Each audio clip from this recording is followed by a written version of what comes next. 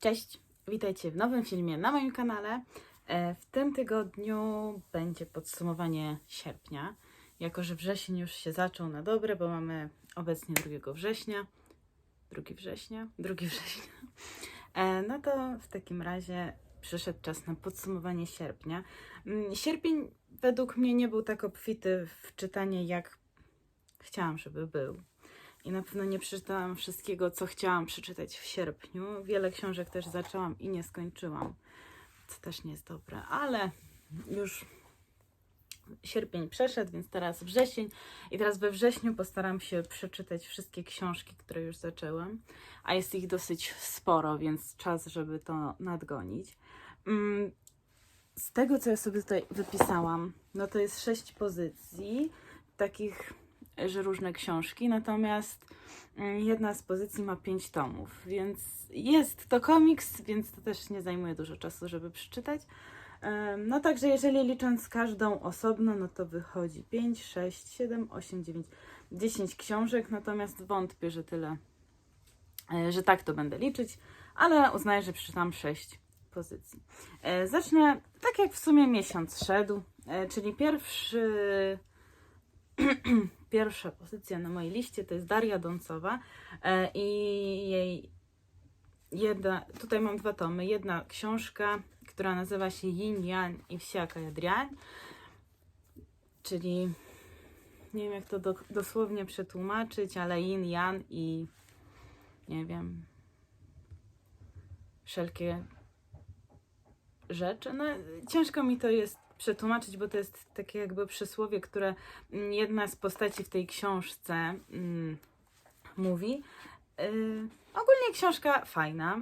Ciężko w nią weszłam, bo tak naprawdę od początku wiedziałam dosyć sporo rzeczy z tej książki. W sensie, tak jak zaczęła się historia o osobie, bo tutaj generalnie nasza Tatiana szuka zaginionej osoby, a w zasadzie widzi, że mąż zgłasza, że jego żona jakby została zamordowana, porwana dla okupu, no i zamordowali ją, tak? No i od początku wiedziałam, że coś tutaj nie gra, zwłaszcza po tym, jak zaczęli przebierać swoją ofiarę. No i okazało się, że faktycznie tam coś nie gra. No i już od tego momentu tak mówię, kurde, no ale skoro tak to tutaj już rozgryzłam, no to będę wiedziała. Okazuje się, że nie wiedziałam do końca co i jak, ponieważ wiele rzeczy, które były na końcu, nie było powiedziane w ogóle w fabule. Ale jako taką lekki, ironiczny kryminał, to Daria Doncowa jest świetną autorką. Ja już kupiłam sobie w sierpniu 2 jej książki, w zasadzie nie, dobrze, w sierpniu 2 książki kolejne z tego cyklu, bo ona ma tu dużo cykli i ja właśnie polubiłam tą naszą Tytianę, więc kupiłam jeszcze 2 książki z tej serii.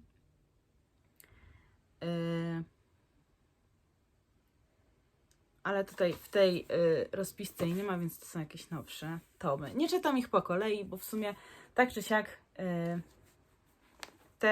każda opowieść jest troszkę, nawet nie wraca do poprzedniej, więc bo tutaj jest 1. i 3. tom tej serii i w zasadzie to, że nie przeczytam 2 wcale nie zmienia niczego w tej książce. Kolejna książka, kompletny niewypał, czyli parodia na zmierzch, czyli Zmrok. Książka, w której jest cały film. Mamy tutaj Bellę Gus, która chce się zamienić w wampira i tylko o tym marzy. No i w miasteczku, do którego się przenosi, z Phoenix, odnajduje swojego Edwarda, którego uważa za wampira. No i nie do końca tak to jest i ta książka, tak jak na początku, naprawdę zaczęłam się śmiać w niej i takie fajne rzeczy były, parodie, to im dalej w las, tym więcej jakichś absurdów było i takich rzeczy, o których nie chciałabym pamiętać i które naprawdę obrzydziły mi całkowicie tę książkę, więc nie polecam nikomu, nawet brać jako parodia, bo ja wzięłam to jako parodia książki, a niestety wyszło, że to klapa. To jest taka na siłę zrobiona parodia z jakimiś abstrakcyjnymi rzeczami. Nie dla mnie. Także to był kompletny niewypał i nie chcę o tej książce już więcej mówić. Jest cały film, więc nie będę też Was zanudzać jeszcze raz tym samym. Kolejna książka to był kryminał, bardzo fajny. Mike Omer i 13 karta. Nie wiem, czy w Polsce tak to się nazywa, ja po prostu tłumaczę z tego, co tutaj mam. Po angielsku ten tytuł jest A Death Not Foretold. Mike Omer. Jak już angielski akcent ma pan. Generalnie chciałam zacząć poznać coś z książek Mike'a Omera. Widziałam też, że już są na Legimi jakieś, więc też się za nie zabiorę, jak już uporam się ze wszystkimi zaczętymi książkami, które mam. No i 13 karta opowiada historię morderstwa pewnej kobiety, która jest ekstrasensem. W sensie jest wróżką, przepowiada przyszłość, sprzedaje różne zioła, różne lekarstwa takie naturalnej medycyny, no i ona ginie. No i nasi dwaj detektywi, a w zasadzie jeden detektyw i detektywka, Hanna i Bernard, próbują rozwiązać i rozwikłać tą zagadkę. W tą całą sprawę jest też wplątany jakiś gang taki ich amerykański. No i mnie przekonała ta książka do siebie na pewno tym, że jest krótka i chciałam sprawdzić, czy Mike Omer to jest autor, który mi podpasuje i zdecydowanie mi podpasował.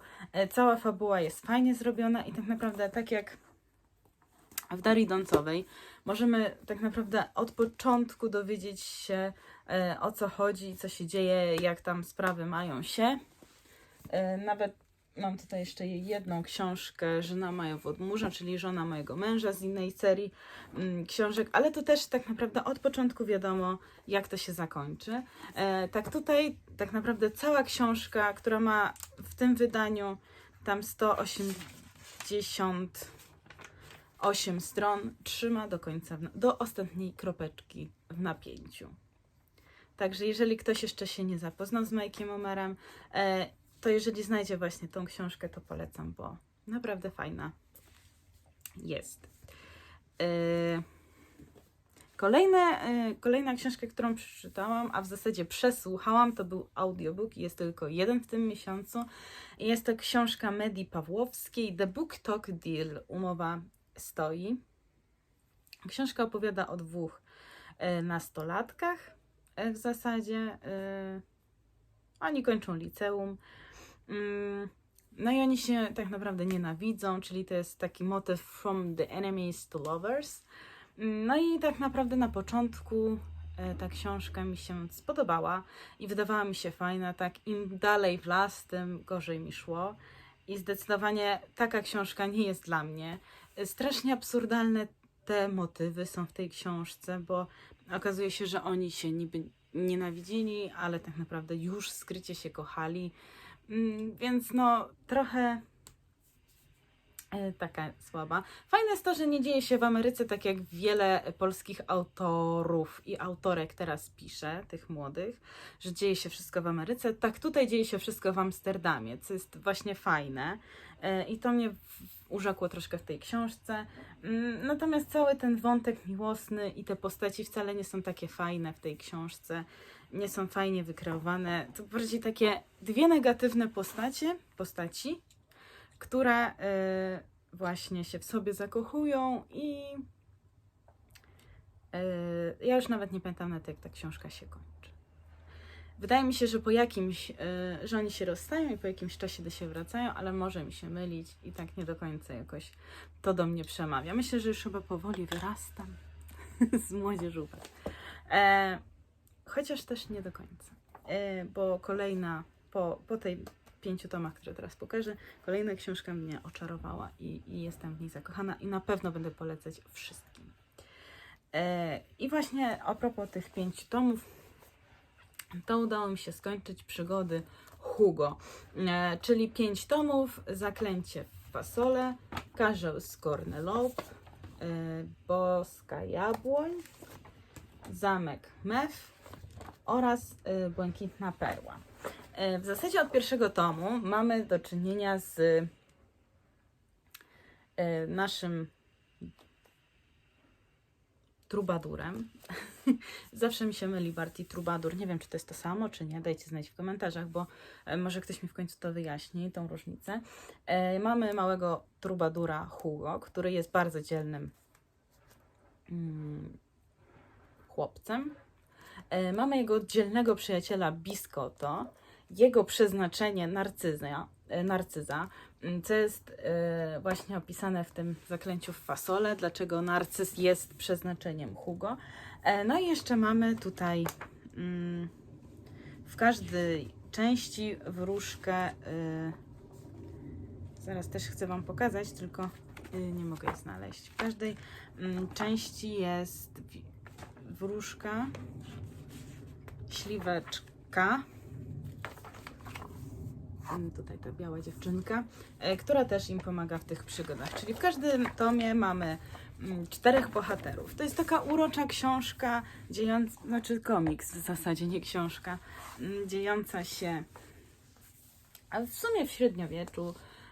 Nasz Hugo jest bardzo mądrym chłopcem, jak na swój wiek. Ma właśnie tych swoich dzielnych przyjaciół, pomocników, którzy są zawsze z nim. Więc jeżeli macie gdzieś dostęp do tych komiksów, to bardzo polecam. Ja mam te komiksy jeszcze w wydaniu Orbita spółka SPZO, natomiast chyba są nowsze wydania, z tego co czytałam są gorsze niż to i wydaje je Egmont Polska. Nie czytałam tego nowego, chciałabym sprawdzić, więc chyba sobie jakoś odnajdę te jakby części z Egmontu i zobaczę. Natomiast tutaj świetny humor, świetna kreska, świetne opisy, w sensie opowieści, dialogi, wszystko jest tutaj fajnie zrobione i naprawdę tak zobaczcie, na 2 stronach a dość dużo się dzieje. Także jeżeli chcecie tak przenieść się trochę w średniowiecze z naszym bardem, trubadurem Hugo, to naprawdę polecam zapoznać się z tą serią. Jeżeli nie chcecie kupować wszystkich 5 tomów albo gdzieś znaleźć 5 tomów, to wystarczy 1 i już od pierwszego tomu można się zakochać w tej serii. Jak dla mnie drugi tom i drugi i 4 tom były takie trochę słabsze, natomiast i tak trzymały bardzo wysoki poziom. Rzadko kiedy tak naprawdę ja mam ochotę czytać komiksy, wszystkie części na raz, jednym tchem i tutaj miałam naprawdę w 2 dni pochłonęłam wszystkie tomy. Szkoda trochę, że nie powstało ich więcej, ale może to i lepiej, bo jeżeli im dalej, tym mogłoby być gorzej. Jak macie jakieś komiksy do polecenia, to chętnie bym sobie poczytała jakie, bo może jakąś serię komiksową bym rozpoczęła. Mam trochę tych komiksów w domu i myślę o czymś takim, więc też dajcie znać, czy chcielibyście coś takiego poznać. No i ostatnia taka książka przeczytana w sierpniu to jest Słonecznikowa zima. Dosyć smutna opowieść. Jest to książka dziecięca, w sensie w kategorii dziecięcej uznawana, natomiast ja bym nie dała jej tutaj jako dziecięcej, tak do końca. Mamy w zasadzie tutaj 2 miesiące z życia dziewczynek 2 sióstr, Emmy i Sani. Emma i Sani straciły matkę i muszą mieszkać ze swoim ojcem, który po śmierci matki i w nowej sytuacji trochę się pogubił i też trochę zostawił te dziewczynki same sobie. Emma przez to, że jest starsza, bierze na siebie odpowiedzialność za Sani, ale też nie do końca ona jest dorosła, bo to jest jeszcze nastolatka, która jeździ konno, ale też to była jej wspólna pasja z mamą i też nie do końca może się oddać tej pasji, ponieważ bardzo tęskni za swoją mamą i tak naprawdę nie okazuje tego nikomu. A Sani z kolei, czyli młodsza siostra, uciekła w internet po śmierci mamy i całymi dniami siedzi w internecie, wypisuje różne rzeczy na różnych forach, rozmawia z ludźmi i tak naprawdę od tego świata rzeczywistego się odcięła. Mamy pokazane, jak dziewczynki sobie radzą po śmierci mamy, jak radzą sobie z nową partnerką taty i w zasadzie to wszystko w 2 miesiące, bo mamy tutaj tylko opis kwietnia i maja. Ale powroty do listopada, czyli do momentu, kiedy to mama właśnie zginęła w wypadku samochodowym, tak ściślej. No i jeszcze mamy tutaj, oprócz tego, że muszą sobie poradzić same w nowej rzeczywistości, to jeszcze muszą poradzić sobie z nową partnerką taty, która tak naprawdę wchodzi w ich życie pełną parą i nie próbuje im matkować, ale też chce z nimi złapać jakiś kontakt, a dziewczynki nie chcą do końca. No i jeszcze mamy przypadek, że Sunny w szkole zostaje gnębiona przez swoich rówieśników. No i potem zdarza się też wypadek, w którym Sunny ucierpi.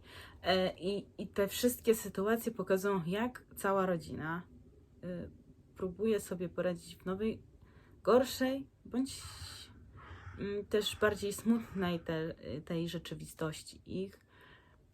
Bardzo pouczająca książka, krótka, ale ja nie mogłam się oderwać, więc jeżeli ktoś by dorwał gdzieś słonecznikową zimę, to polecam, bo naprawdę jest to świetna książka, z której nie tylko dzieci, ale i dorośli wiele wyniosą.